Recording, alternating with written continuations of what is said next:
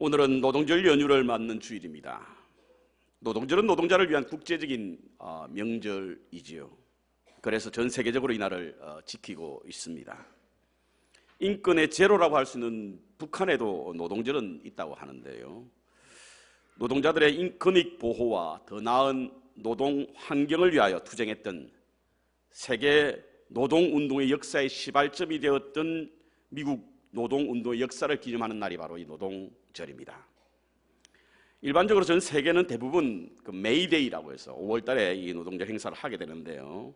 정작 노동절이 시작이 되었던 미국은 9월에 첫 번째 월요일을 노동절로 지키고 있습니다. 한국에는 이 노동이라고 하는 이 단어가 주는 부정적인 어떤 이미지 때문에 이 말을 쓰는 것을 별로 달갑지 않게 여기는 분들이 계실지 모르겠습니다. 이 말은 북한의 노동당을 떠올리게 되고요. 북한의 한국의 강승노조 이런 사람들이 주로 즐겨 쓰는 게 노동자란들인데, 그런데 노동은 그 대가가 정직한 참으로 신성한 것이 바로 노동입니다. 특히 미국에 살고 있는 우리에게 있어 이 노동 혹은 일이라고 하는 것은요, 이 땅에 당당한 한 시민으로서 살아갈 수 있도록 삶의 기반을 닦는 발판이 되었던 것이 바로 노동이고요. 동시에 우리 자녀들이 각자 맡은 자리에서 자리매김할 수 있는 플랫폼이 되었던 것이 바로 이 노동입니다. 그래서 열심히 일하며 살았고 지금도 열심히 살고 있습니다. 그런데 이렇게 살던 우리에게 갑자기 자기가 하고 있는 일에 대하여 재미가 없고 그리고 일이 싫어질 때가 있습니다. 무력해지니 생산성도 없고요. 일에서 떠나고 싶은 마음들이 종종 들어 있습니다. 그때가 언제입니까, 여러분? 왜 그와 같은 일이 생기는 거죠? 그것은 바로 삶의 의미에 대한 질문이 생길 때 우리는 이와 같은 현상들이 나타나게 됩니다. 내가 왜 이렇게 살지? 나의 삶의 이유와 목적이 무엇이지? 이와 같은 인생의 근원적인 어떤 질문, 이것이 우리에게 닥칠 때는 내가 왜 이렇게 일을 하며 살아야 되지? 일을 하는 이유가 뭐가 있지? 라고 하는 생각 때문에 우리는 갑자기 일에서 떠나고 싶은 마음이 듭니다. 사람들은 저마다 인생의 의미를 찾기 위해서 백방으로 노력하지요. 그래서 늦은 나이지만 공부를 하시는 분들도 있습니다. 운동도 하고 여행을 즐기는 분들도 있습니다. 세상의 낙을 쫓아 살아보기도 하고 술도 마시기도 합니다. 집을 세워보기도 하고 사치를 해보기도 하죠. 이와 같은 일은 모두 다 내 인생의 의미, 삶의 의미를 찾기 위한 우리의 노력입니다. 그런데 이러한 것들은요, 우리의 마음에 일시적으로 전환시켜줄 뿐 본질적으로 삶의 의미를 찾을 수 없고요, 그곳에서 만족함을 얻을 수 없다라고 하는 것입니다. 그래서 하나같이 쓸데없는 생각이라고 들며 일의 의욕은 점점 사라지고 인생의 보람과 의욕은, 만족은 점점 없어져 무력감에 빠질 때가 참 많습니다. 삶이 주는 기쁨과 행복은 없고 지루하고 힘든 시간을 보내고 있어 세상에는 나만 제일 불행한 사람인 것처럼 보일 때가 많이 있습니다. 왜 그렇습니까, 여러분? 오늘 이와 같은 질문을 찾기 위해서 우리는 전도서를 보기를 원합니다. 에클리시아스라고 하는 전도서. 전도서는 이와 같은 비밀을 우리에게 말씀해 주고 있는데요. 전도서는 이 히브리어로 코엘레토라고 하는 말인데요. 전도서를 철학적인 어떤 사고로 접근해야 된다라고 주장하는 분들도 있고요. 또 이 히브리 이 단어 자체가 에클레시아티아스라고 하는 이 말 자체가 철학 혹은 서성이라고 하는 그런 의미가 있는데, 여기에는 인생의 근본이 무엇이냐를 다루고 있는 책이 바로 전도서입니다. 그래서 우리는 오늘 이 전도서를 통해서 말씀을 함께 묵상하기를 원하고 삶의 의미를 찾아가기를 원하는데요. 전도서는 어느 한 부분만 보고 말씀 나누기에는 조금 이해하는 데 어려움이 있기 때문에 1장부터 찾기를 원합니다. 그래서 제가 여러분들에게 전도서 1장 1절을 한번 초대합니다. 1장 1절을 우리 한번 보겠습니다. 1장 1절에 어떻게 시작되냐면, 다윗의 아들 예루살렘 왕 전도자의 말씀이라 이렇게 기록되어 있습니다. 여러분 다윗은 잘 알죠? 근데 그 다윗인지는 잘 모르겠습니다. 예루살렘 왕이라고 하는 거 보니까 우리가 일반적으로 우리가 알고 있는 다윗이 이 다윗이구나라고 생각을 하게 되는데요. 그래서 다윗의 아들 예루살렘 왕 전도자의 말씀이라고 하는 것을 보면 아마 솔로몬이라고 하는 생각을 하게 됩니다. 이 솔로몬이 이 책을 쓰면서 그가 첫 번째 뱉었던 말, 그것은 바로 2절에 보니까 2절 다 같이 읽겠습니다. 시작. 전도자가 가로되 헛되고 헛되며 헛되고 헛되니 모든 것이 헛되도다. 5번 이 헛되다라고 하는 말씀을 반복해서 하고 있습니다. 여러분 솔로몬은 어떤 사람입니까? 우리 인생이 갖고 싶어하고 우리 인생이 누리고 싶어하는 최고의 사람이 바로 솔로몬이었습니다. 그런데 이 솔로몬이 이 말씀을 시작하면서 첫 번째 던진 화두가 헛되다는 거예요. 헛되다. 삶을 통해서 인생의 의미를 찾을 수 없다는 겁니다. 내가 왜 살고 삶의 목적이 어디 있으며 무엇을 위해 존재하는지에 대하여 그는 찾을 수 없다. 헛되다 라고 하는 겁니다. 솔로몬은요 자신의 삶의 의미를 찾기 위해서 백방의 노력을 했습니다. 어떻게 하든 간에 자기 인생에서 자기의 삶의 의미를 찾기 위해서 노력을 했습니다. 한번 볼까요? 그는 그 노력이 어디에 있냐면 1장 13절부터 18절 보면요, 자기는 그의 지혜를 쫓아서 그 인생의 의미를 찾아 나섰습니다. 마음을 다하여 지혜를 써서 하늘 아래서 행하는 모든 일을 공부하며 살핀즉 이는 괴로운 것이니 하나님이 인생들의 주사 수고하게 하신 것이라. 그 다음 절, 내가 해 아래서 행하는 모든 일을 다 본즉 다 헛되어 바람을 잡으려는 것이로다. 지혜를 가지고 가는 게 점점 더 헛된 것만 생각이 나는 거예요. 구부러진 것을 곱게 할 수 없고 이지러진 것을 셀 수 없도다.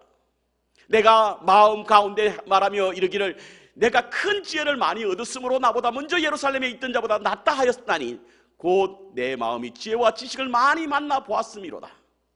내가 다시 지혜를 알고자 하며 미친 것과 미련한 것을 알고자 하여 마음을 썼으나 이것도 바람을 잡으려는 줄을 내가 깨달았도다.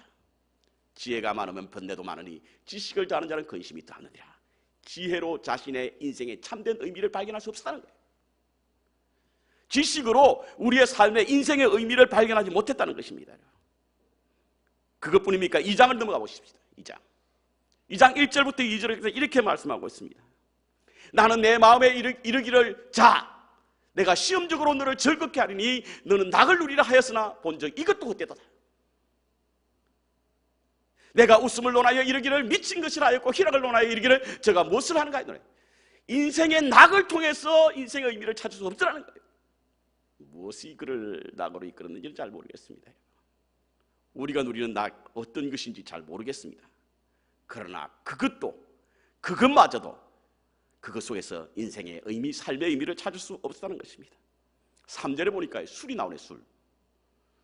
내 마음이 궁구하기를 내가 어떻게 하여야 내 마음의 지혜로 다스림을 받으면서 술로 내 육신을 즐겁게 하여 할까, 또 어떻게 하여 어리석음을 취하여서 천하 인생에 종신토록 생활하며 어떤 것이 쾌락인지 알까 하여 했지만 그것도 헛되다는 거예요. 동의하시는 분들 계시죠? 공감이 가시는 분들 계실 줄 압니다. 술로서 인생의 의미를 찾으려 했더니 그것도 안 된다는 거예요. 4절에 보십시오. 자신의 집들과 사업들, 나의 사업을 크게 하였노라. 내가 나를 위하여 집들을 지으며 포도원을 심으며 여러 동산과 가원을 만들고 그 가운데 각종 과목을 심으며 수목을 기르며 살림에 물주기를 위하여 못을 파서나 그것도 헛되다는 거예요. 사업을 번창시키고 자기 인생의 엔터테인먼트, 즐김, 낙을 누리려 했지만 그것도 헛되다는 이야기입니다. 취미와 여유로운 생활도 자기에게 인생의 참된 의미를 가져다 주지 못했다 이겁니다. 7절에 보니까 큰 사업을 노비도 사기도 하고 집에서 나게도 하였으면 나보다 먼저 예루살렘에 있던 모든 자보다 소와 양떼와 소를 많게 하였는데 이것도 헛되다는 얘기예요. 8절을 보십시오. 8절. 은금과 왕들의 보배와 여러 도에 보배를 쌓고 또 노래하는 남녀와 인생을 기쁘게 하는 처와 첩첩을 많이 두었노라. 내가 이같이 창세에 나보다 먼저 예루살렘에 있던 모든 자보다 지나고 내 지혜도 그게 내게 여전하였는데도 불구하고 그는 헛되다. 헛되다라고 하는 이야기예요. 그렇습니다, 여러분. 그럼 왜 이와 같이 우리가 생각할 때 우리의 인생에 참된 의미를 가져다 줄 것으로 여겼던 이 많은 것들을 통해서도 그는 인생에서 참된 의미를 발견하지 못한 것이 무엇일까? 삶의 의미를 발견하지 못했던 것이 과연 무엇일까? 그것은 바로 한결같이 헛된 이유가 바로 해 아래 있었기 때문에 해 아래. 그래서요, 전도서 1장부터 읽어보면 헛되도다와 함께 같이 나오는 단어가 뭐냐면 해 아래랍니다. 해 아래. 전도서에는 모두 28번의 해 아래라는 단어가 나옵니다. 우리 인생이 헛된 이유는 바로 우리가 해 아래에 있기 때문에 그렇습니다. 우리가 가진 소유, 가진 일, 누리고 있는 어떤 만족도 해 아래에 있을 때는 진정한 의미를 발견할 수 없다. 이것은 제 말이 아니라 전도자가 경험을 통해서 말하고 있는 내용입니다. 아무리 가져도 만족도 없고 아무리 쌓아도 양에 차지 않습니다. 해 아래. 마치 바람과 같다는 표현을 이 전도서는 해주고 있습니다. 최고의 것을 가졌고 누렸던 솔로몬이 참된 삶의 의미를 찾지 못했다는 거예요. 그는 생각만 하면 무엇이든 가질 수 있는 사람이었고, 그는 마음만 먹으면 어떤 것도 취할 수 있는 그런 사람이었지만 그것으로 삶의 참된 의미를 알지 못했다는 겁니다. 이 말씀을 들으니 우리 같은 범인들이 말이죠, 우리 같은 평범한 사람들이 인생의 허물을 느끼고 다른 사람 모두 행복해 보이는데 나 혼자 불행하다고 느꼈던 우리의 마음들에 큰 위로가 됩니다. 그렇죠? 솔로몬도 나와 똑같은 생각을 가지고 있구나. 최고의 권력을 가지고 많은 소유를 가지고 천하에 호령하던 그도 우리와 똑같은 인생이 가진 어떤 고민, 삶의 의미를 찾지 못해서 허무함을 노래하는 것 똑같구나. 여기에서 위로가 됩니다. 그래서 2장 17절 우리 보겠습니다. 2장 17절. 이와 같은 삶의 의미를 찾지 못하니까 2장 17절 우리 다 같이 읽겠습니다. 시작. 이러므로 내가 사는 것을 하나였노니 이는 해 아래서 하는 일이 내게 괴로움이요 다 헛되어 바람을 잡으려는 것이니라. 해 아래서 하는 일이 모두 다 헛되고요, 내가 사는 것이 괴롭다는 얘기예요. 그렇습니다, 여러분. 내가 사는 것을 미워하고 이는 해 아래 하는 일이 내게 괴로움이라고 하는 이야기입니다. 그러니까 우리가 삶의 의미를 찾지 못하면요, 우리의 일이 괴로운 거예요. 우리의 일이 힘든 것은 삶의 의미를 찾지 못하기 때문입니다. 일이 힘들어서가 아니라, 수입이 적어서가 아니라, 미래가 없어서가 아니라 오늘날 내가 살고 있는 삶의 의미를 잃어버리면 우리는 무력감에 빠지게 되고, 우리는 일에 만족을 느끼지 못하고 보람을 찾지 못하니 일이 싫어지는 거예요. 왜 그러면 해 아래서 이와 같은 일이 없는가? 이와 같이 헛된 것인가? 18절 19절을 우리가 보면요, 내가 해 아래서 나의 수고와 모든 수고를 하나님 거니 이는 내 뒤를 이을 자에게 끼치게 됩니다. 여러분, 해 아래 있다라고 하는 것이 뭡니까? 우리 인생은 한계가 있다는 거예요. 영원히 살지 못한다는 겁니다. 시간이 지나면 떠나야 된다는 거예요. 근데 지금 우리가 누리고 있는 모든 부요, 우리가 가지고 있는 모든 권력, 우리가 가지고 있는 모든 명예, 이것들이 영원하지 않다는 이야기죠. 이것은 모두 우리 다음 세대로 끼치게 되니 우리가 누리는 삶의 의미라고 하는 것은 헛되다는 이야기입니다. 그리고 그 다음 세대가 지혜자일지 우매자일지 누가 알냐? 내가 해 아래서 내 지혜를 나타내 수고한 모든 결과를 저가 다 관리하니 이것도 헛되다니. 너무 철학적인 이야기를 지금 하고 있어서 혼동스럽습니다, 여러분. 지식과 즐거움에서 진정한 의미를 찾지 못하자 자신이 이룬 성과를 얻으려고 했던 그 지혜자는요, 그것도 삶의 의미를 찾지 못한다고 합니다. 왜? 해 아래서는 찾을 수 없다는 거예요. 이와 같은 마음을 가졌던 전도자는 3장 9절, 오늘 본문을 읽었던 3장 9절 이렇게 말씀하고 있습니다. 자, 같이 읽겠습니다. 3장 9절 시작. 일하는 자가 그 수고로 말미암아 무슨 이익이 있어? 맞죠? 삶의 의미를 찾지 못하니요, 수고하는 우리에게 무슨 이익이 있겠습니까? 일이 싫어지는 거예요. 삶의 진정한 의미가 없다 보니까, 보람이 없고 만족이 없고 행복이 없다 보니까 일이 싫어지는 거예요. 그러니까 일하는 자가 수고로 말미암아 무슨 이익이 있겠냐는 거예요. 그런데 놀라운 사실은 그 다음 절입니다. 그 다음 절. 이와 같이 진정한 삶의 의미를 찾지 못하니 일이 힘들고 어렵고, 그래서 일에서 해방되고 싶고 참된 가치와 보람을 느끼지 못하고 행복을 느끼지 못하니 우리가 무력감에 빠지고 어떤 일에도 기쁨을 얻지 못하는 우리에게 전도자가 보여준 놀라운 말씀이 있습니다. 같이 읽겠습니다. 10절 시작. 하나님이 인생들에게 노고를 주사 애쓰게 하신 것을 내가 보았노라. 보았다는 거예요. 자기의 수고와 자기의 노력으로 말미암아 인생의 의미를 찾으려고 했던 이 사람, 이 전도자, 그는 찾으면 찾을수록 그 인생이 헛되다고 느꼈는데 눈이 열린 거예요. 보았습니다. 어떤 것을 보았냐? 하나님이 인생들에게 노고를 주사 애쓰게 하신 것을 내가 보았다는 거예요.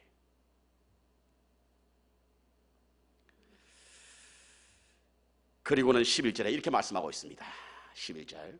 하나님이 모든 것을 지으시되 때를 따라 아름답게 하셨고 또 사람에게 영혼을 사모하는 마음을 주셨느니라. 그러나 하나님이 하시는 일에 시종을 사람으로 청량할 수 없게 하셨다. 자, 보세요. 하나님께서 우리에게 처음과 나중은 청량할 수 없게 만들었습니다. 그래서 우리가 태어날 것도 우리 마음대로 못하고 죽는 것도 우리 마음대로 못하죠. 하나님이 하시잖아요. 우리가 청량할 수 없습니다, 여러분. 그래서 시편 기자는 90절에 하나님 나에게 날수를 계수할 수 있는 지혜를 달라고 모세의 기도를 통해서 말씀하고 있지 않습니까? 우리는 모르는 거예요.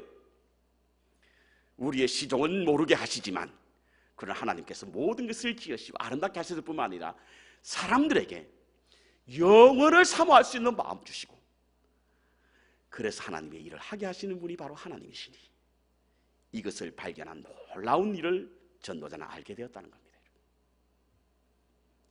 사람의 인생의 의미가 우리의 부요, 우리의 성공, 우리의 지혜, 이런 것으로 찾을 수 없었던 지혜자가 삶의 참된 의미를 어디에서 발견했냐면 하나님 안에서 발견했다는 거예요. 해 아래서는 알 수 없던 그런 하나님께 주신 삶의 의미를 하나님 안에서 발견하게 됐다는 겁니다. 그렇습니다. 해 아래에 있는 어떤 것도 우리에게 만족을 가져다 주지 못합니다. 왜냐하면 그것은 진정한 의미를 발견할 수 없기 때문입니다. 헛된 것일 수밖에 없기 때문입니다. 시간이 지나면 모든 것이 사라집니다. 지혜도 소유도 그리고 우리의 위상도 다 사라집니다. 이것이 인간이 가지는 유한성, 곧 한계입니다, 여러분. 이것 때문에 우리는 우리가 누리고 있는 것을 통해서 삶의 의미를 발견할 수 없다는 거예요. 어디에서 발견할 수 있느냐? 하나님 안에서. 천지를 지으신 하나님 아래에 있는 한 우리의 삶의 진정한 행복을 찾을 수 있다는 이야기입니다. 자, 이와 같이 하나님 아래에 있는 사람에게 하나님께서 두 가지를 해야 한다라고 말씀하고 있는데요. 12절 보겠습니다. 12절. 자, 사람이 사는 동안에 기뻐하며 선을 행하는 것보다 나은 것이 없는 줄을 내가 알았고, 여기 사는 동안 기뻐한다, 선을 행한다라고 하는 말은요, 기뻐한다는 의미는 좋은 시간을 갖는 것이고 선을 행한다고 하는 것은 좋은 것을 누린다는 뜻이에요. 여기에 빠진 단어가 있습니다. 어떤 단어? 하나님께서 주신 노고. 이걸 이제 RSV 성경에 보면요, 노고를 갖다 뭐라고 해석하고 있냐면 비즈니스라고 합니다. 우리가 이 땅에 살아가는 날 동안 우리의 수고, 우리의 노력, 우리에게 주어진 비즈니스, 이것을 가지고 사는 날 동안 기뻐하며 좋은 시간을 보내며 선을 행하는 것, 좋은 것을 누리는 것보다 더 나은 것이 없는 줄 알았다, 이겁니다. 여러분, 하나님 안에서 하나님이 주신 일로 말미암아 좋은 시간을 보내시고 좋은 것을 누리시기 바랍니다, 여러분. 그것이 우리가 가진 가장 최고의 행복이에요.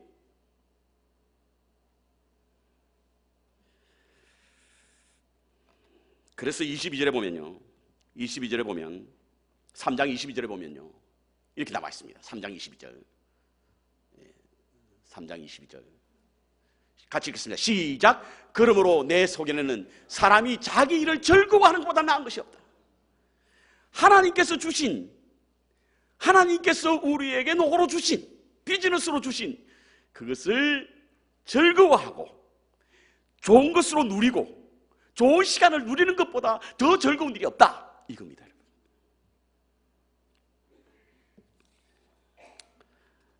일이 힘들다고 느껴질 때가 있습니다. 언제죠? 즐거움이 없을 때, 즐거움이 없을 때, 기쁨이 없을 때, 그때는 일이 참 힘들어져요.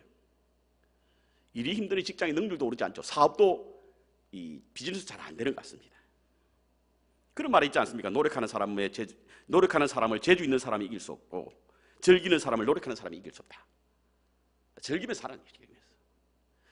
하나님이 주신 노고, 하나님이 주신 비즈니스, 그것을 가지고 좋은 시간, 좋은 것을 누리라는 겁니다. 이것보다 더 최고가 없다, 이겁니다. 12절 보겠습니다. 12절 13절입니다. 33절, 12절 했고요. 13절 시작. 사람마다 먹고 마시는 것과 수고함으로 낙을 누리는 것이 하나님의 선물인 줄을 또한 알았도다. 자, 보세요. 하나님의 선물, 어떤 선물? 수고하고 나서 얻는 낙. 이 말은 무슨 것을 의미하냐면 우리의 노력 후에 얻어지는 평안이 있지 않습니까? 이것이 하나님의 선물이라는 거예요. 노력 없이 누리는 평안은 선물이 아닙니다, 여러분. 평안이 없는 노력도 하나님의 선물은 아니에요. 우리의 노력 후에 찾아오는 평안, 평강, 이것이 바로 하나님의 선물이고요. 우리에게 평강이 우리의 노력으로 말미암아 얻어지는 것이 하나님의 선물이라고 하는 이야기인 것입니다. 그러니까 하나님이 이를 주신 것이고 그것을 선물로 여기게 될 때 언제냐면 바로 우리의 낙과 수고가 있고 우리의 수고로 말미암아 낙을 얻고 난 이유입니다. 여러분. 저는요, 신방을 갈 때, 우리 교인들에게 신방을 갈 때 시편 128편을 참 즐겨서 씁니다. 가끔은 저희 집사람이 신방 갈 때 또 128편이야? 이렇게 물을 때도 있는데 128편이 너무 좋은 거예요. 하나님을 경외하는 자. 경외하는 자가 누구죠? 히브리어적인 의미로 바라보는 자. 하나님을 바라보는 자는 어떤 복을 받게 되느냐? 수고한 대로 먹는다는 거예요. 수고한 대로. 수고 없이 먹는 것도 아니고 수고해도 먹지 못하는 것이 아닙니다, 여러분. 하나님이 우리에게 축복 주신 것은 우리가 수고할 수 있는 어떤 건강과 지혜와 직업과 사업이 있는 사람들이고 그 수고를 마친 후에 우리가 먹을 수 있는 것, 이것이 바로 하나님의 축복이라는 거예요. 여러분, 축복이 놀고 먹는 건 아닙니다, 여러분. 축복이. 그건 제 말이 아니라 성경에서 나와 있는 말씀이에요. 한 게으름뱅이가 있었습니다. 게으름뱅이가 죽어, 이건 이야기입니다, 여러분. 성경에 나와 있는 이야기 아닙니다. 이야기입니다, 이야기. 한 게으름뱅이가 천국을 갔어요. 그곳에 가니까 얼마나 아름다운지, 뭐 풍성한 과일, 음식, 자기를 수종드는 사람들, 비서들, 늦잠을 자도 잔소리하는 사람도 없고요, 일을 못한다고 구박하는 상사도 없는 거예요. 너무 좋은 거지. 매일 늦고 먹을 거예요.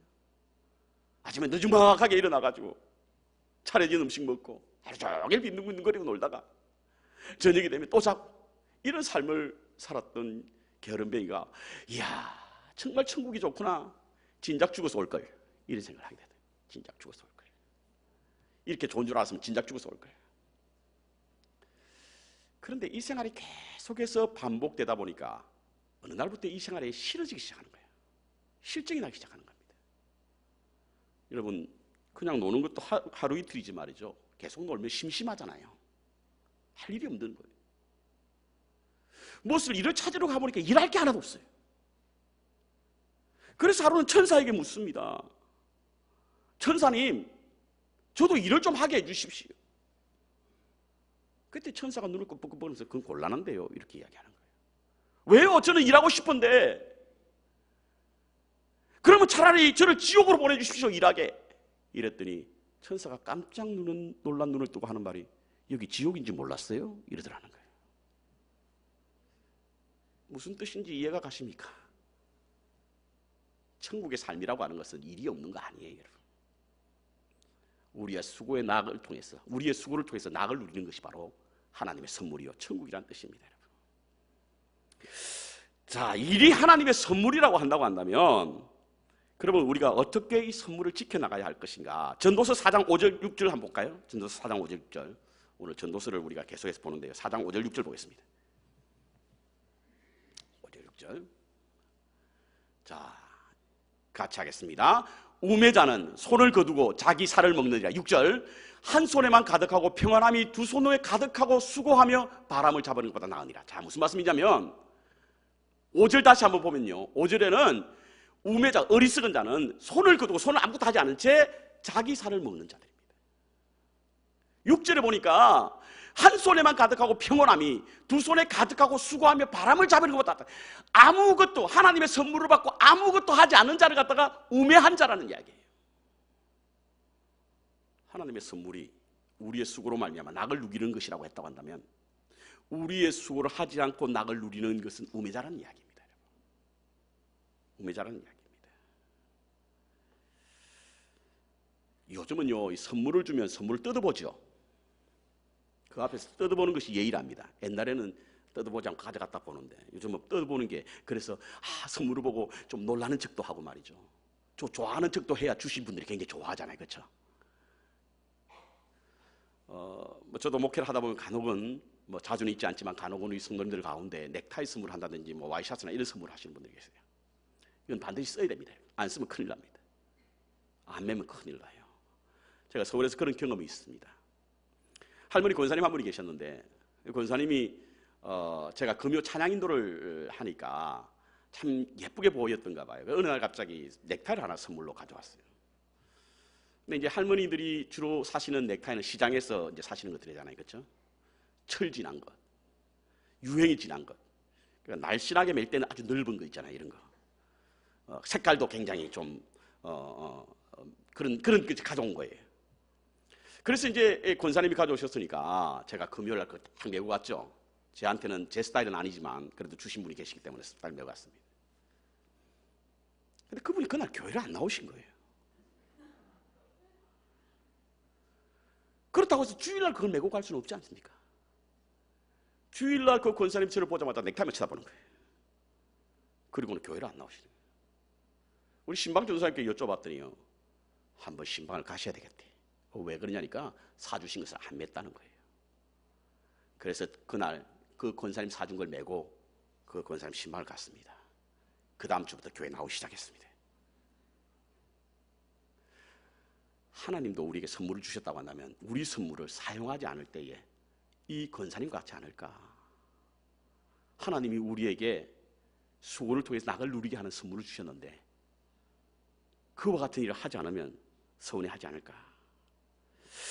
자, 그렇다고 한다면 노동이 하나님의 선물이라고 하고 즐거움을 누리기 위해서 우리가 어떻게 해야 되냐?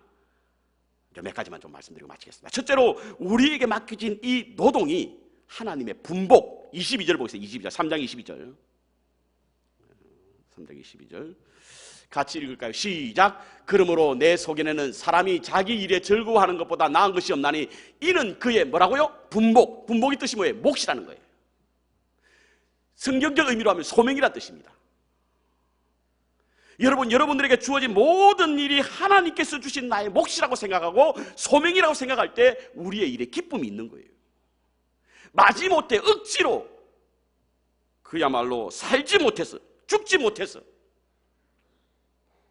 우리의 호구나 연명하기 위해서 산다고 할 때 그 일에 무슨 기쁨이 있겠습니까? 어떤 일을 한다고 하더라도 그것이 하나님께서 우리에게 주신 분복이라고 여길 때, 몫이라고 여길 때 우리에게는 그것이 소명이 될 수 있는 거예요. 그래서 그리스도인은 잡이라고 그러지 않고 뭐라고 그런다고요? vocation. 하나님이 맡기신 몫이라는 이야기입니다.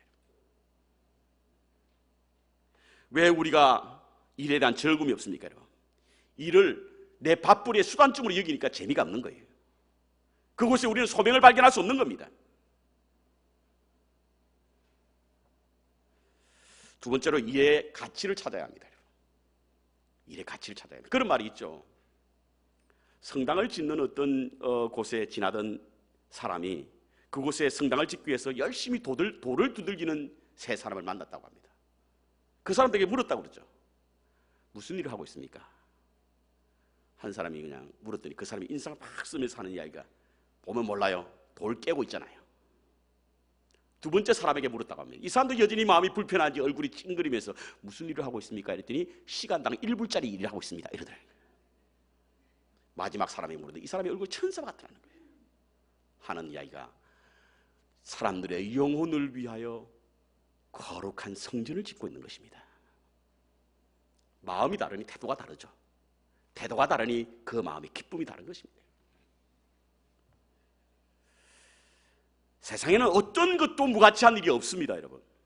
모든 것이 다 귀하고 모든 것이 다 소중합니다.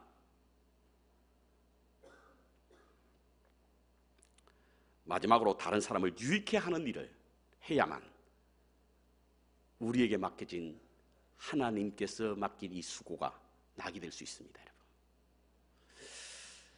옛날에는요, 어떤 사람에 대해서 정체성을 물을 때 당신 누굽니까? 라고 물으면요, 예, 저는 김아무개 어떤 가정에 어떤 부모님 밑에 자라고 태어나고 어느 고향에서 출신했고 뭐 이런 것들로 자신의 정체성을 이야기하는 거예요.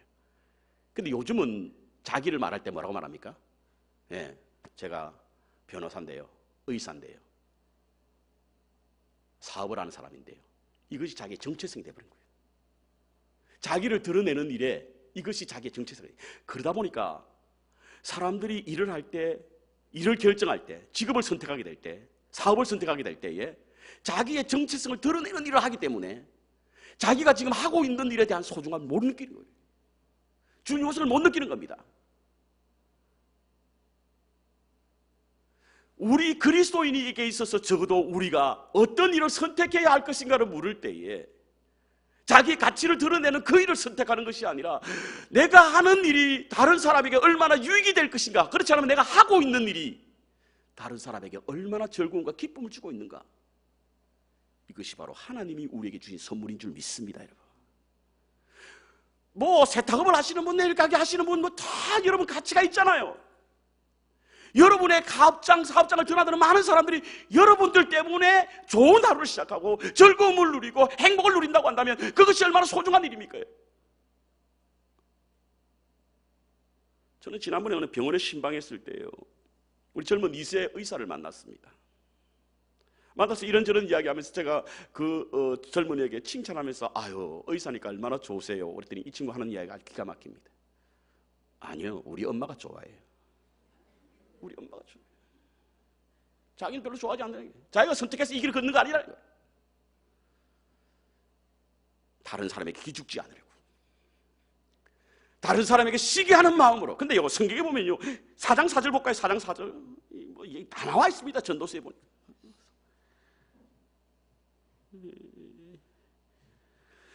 4장 4절, 또 내가 본적 사람이 모든 수고와 여러 가지 교만한 일로 인하여 이웃에게 시기를 받으니 이것 또한 헛되다는 거예요. 시기 받는 것도 헛되다는 이야기. 우리는 그것을 가지고 그것으로 자기의 가치를 드러내려고 하지만 이것도 헛되다는 얘기. 간혹은 내가 미국 와서 이것 하려고 미국에 왔는가 라는 생각으로 말씀하시는 분들 계십니다. 그것은 바로 자신이 하고 있는 일에 대한 가치와 중요성과 왜 내가 이 일을 해야 되는가에 대한 의미를 알지 못하기 때문입니다. 세상에는요, 하나님께서 우리 인간을 만드시고 천지를 창조하신 후에 우리의 팔에, 우리의 손에 하나님 위임하셨잖아요. 맞죠? 창세기 1장에 있는 말씀입니다. 그리고 위임하셨을 뿐만 아니라 우리를 더욱더 풍성하게 만들었고 생육하게 하게 하셨고 번성하게 하셨습니다. 그렇다고 하면 우리의 팔은 하나님의 손에 붙잡힌 것이고 우리가 하는 일은 하나님의 일을 대신하는 거예요.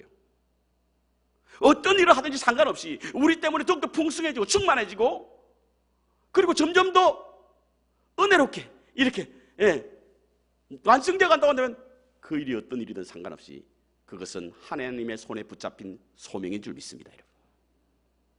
우리에게 있어서 그리스도인이 이를 소명으로 여기게 되는 이유가 바로 여기에 있습니다. 마지막 비디오 하나 보고 마칠게요. 한번 틀어주시겠어요? 한 4분짜리 정도 되니까요, 여유 있게 앉으셔서 보시기 바랍니다.